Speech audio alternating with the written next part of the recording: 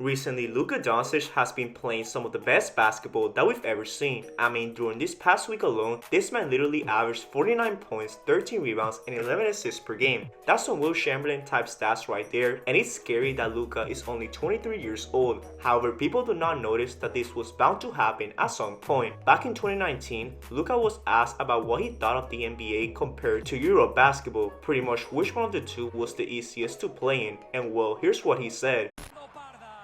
Aquí es más fácil anotar que en Europa. Scoring is easier in NBA just because of the amount of the different rules, the less space, the time.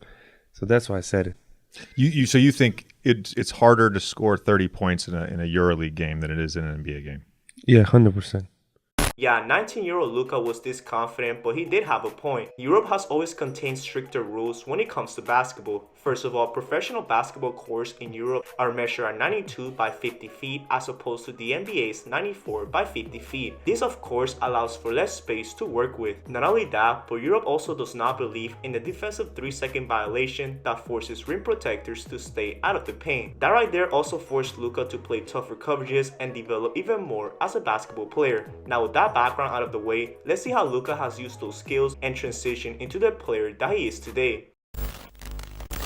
First of all, one of the main reasons why Luka has been so effective this year is because of his pick and roll game. I mean, if you watch the guy play, you know that his offense always contains some type of screen action. However, there's a good reason for that. Since teams are always doubling him, this set of offense totally opens the floor for Luka. He can see which gaps are open and either create for himself or for others. That right there is what honestly makes Luka so hard to stop. He's so unpredictable and his reaction time always makes you think twice. With that being said, Luka has thrived even more in isolations. If a pick and roll fails or nobody just decides to get open, Luka has a variety of moves that he uses to create. He can either use that killer step back 3,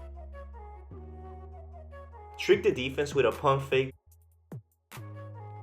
do that one leg fadeaway, or just any counter move that would lead to a bucket. I mean, there's a reason why people always compare Luka to Harden. Not only do they have that step back shot in their arsenal, but they also have incredible pace. They just don't rush anything offensively and always take advantage of mismatches. That of course has also led to both mastering the skill of drawing fouls. I know it could get annoying at times since refs do overuse the act of contact. However, it's not Luka's or Harden's fault that teams just cannot figure them out. Anyways, my point is that Luka's blend of scoring and passing is what makes him an incredible talent. No matter what defense coverage he has to deal with, Luka's always going to find a way to impact the game. I just wish that his teammates can provide more help at times and convert some of these passes that Luka is making. That's really why these Maverick games are always going down to the wire when they really just can't prevent that. However, this leads to my second point. Luka's IQ in clutch situations has been out of the ordinary. By now, you guys probably know about that Knicks choke job in which they blew a 10-point lead in 30 seconds. However, it was Luka who caused all of this. After Christian Wood made a 3 to cut the lead to 6 points, it was Luka who made one of the smartest plays.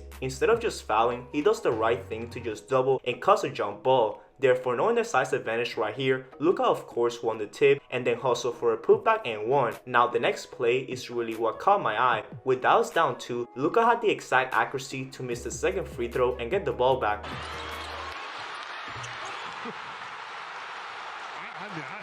Only Grace can do this type of plays, and well, Luka proceeded to do the same in San Antonio. Just straight up craziness right here. Now there's something that people tend to not talk about Luka right now. We all mention how talented he is at scoring and passing, but we never mention how improved his defense has become this year. This season, Luka has been 3rd in defensive win shares and defensive box plus minus, while also having a top 10 defensive rating. That right there is incredible for a guy like Luka, considering that media narrative that he was quote unquote a bad defender. Honestly, I did not even believe in that take in the first place. Ever since his rookie year, Luka has always shown great signs of defense. It just took him a while to balance it out with his incredible offense. However, with Jason Kidd being his new head coach last year, he's finally taking that stride defensively. He's finally moving his feet, contesting shots, and hustling for loose balls. However, a lot of that has to do with my last point in this video. Luka's weight loss has made him a scary figure in basketball. If you did not know, Luka reportedly showed up to training camp last year 30 pounds overweight, and he was clearing during games.